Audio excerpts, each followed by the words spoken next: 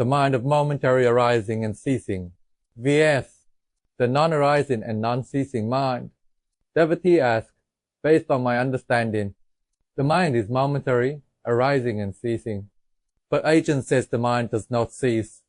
So what is it really? Ajahn Golf answer, first we must clarify the most important point. What arises and ceases is not the mind itself but a state of the mind. As for the mind, its essence is neither arising nor ceasing. The mind, as the basis of all things, remains unchanged. While everything else arises and ceases, the mind never changes. It is always just the mind.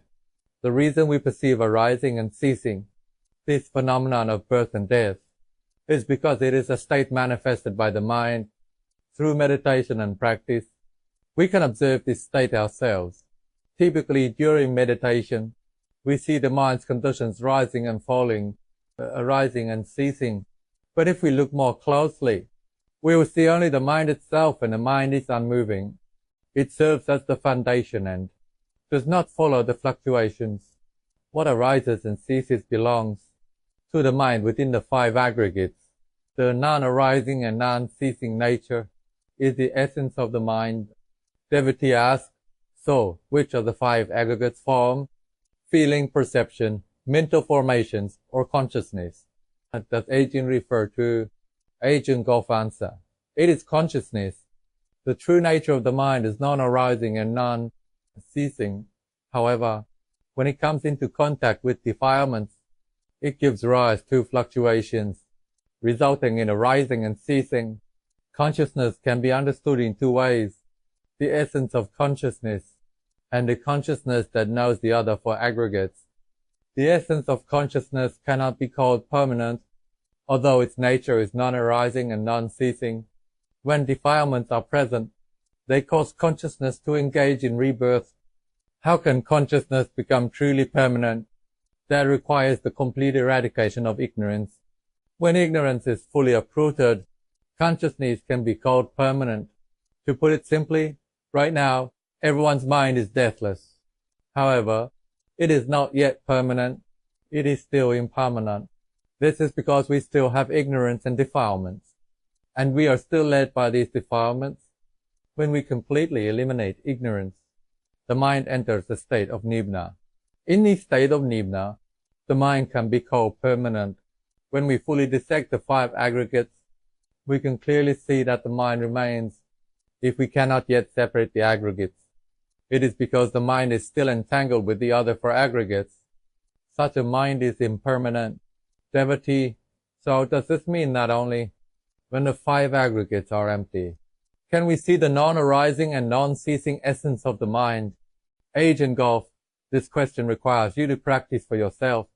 When you practice and reach that point, you will understand. Devotee, during meditation, when observing the body with the mind, I simultaneously become aware of both the body and the mind. Is this awareness the mind of the next moment? Or what is it? Ajahn Golf, let's not complicate it. This is not something that can be understood through speculation or merely wanting to know.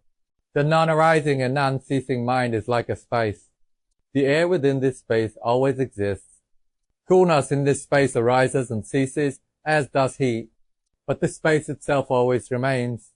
If we spray perfume in this space, the fragrance arises and then fades, yet the space remains unchanged, neither arising nor ceasing. If there is an odor in the space, the odor arises and fades, but the space continues to exist as it is.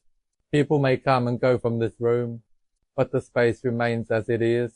Even after this 2-day meditation retreat ends, the space still exists. The non-arising and non-ceasing mind is like this space, except that the space lacks awareness, whereas the mind has awareness. The mind is the element of knowing. Everything we see arising and ceasing belongs to the five aggregates. When something arises, we know it. When something ceases, we know it. The one that knows this arising and ceasing is the non-arising and non-ceasing mind. This requires subtle stillness and wisdom to perceive. Our mind is non-arising and non-ceasing. It does not die. However, due to unwholesome habits and tendencies, the mind remains in a state of impermanence, suffering, and non-self. This is because defilements lead the mind into cyclic existence. The mind is the element of knowing, so when defilements lead the mind into rebirth, and when suffering arises, this knowing element also knows the suffering. When defilements are removed, leaving only the knowing mind, this mind no longer cycles through rebirth. Such a purified mind is the state of nibbana. A mind that attains nibbana no longer undergoes rebirth. This is permanence. If the mind is truly relinquished, concepts of permanence and happiness are entirely let go. If our mind still clings to ideas of permanence or happiness, it has not yet been relinquished.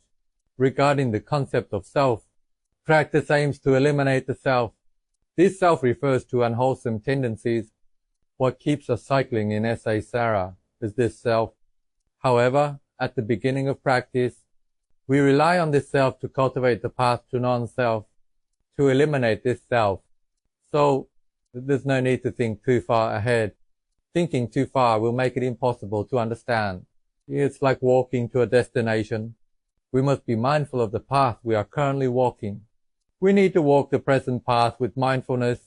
If we keep thinking about the road ahead, no matter how much we think, we won't know what that road is really like. When we arrive, we realize it's entirely different from what we imagined. For example, if Ajahn hadn't yet come to Hong Kong and imagined, Hong Kong is like this or like that, when Ajahn actually arrived, it's not as Ajahn thought. Imagination and reality are two different things.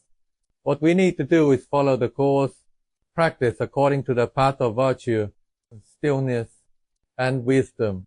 Establish the cause first.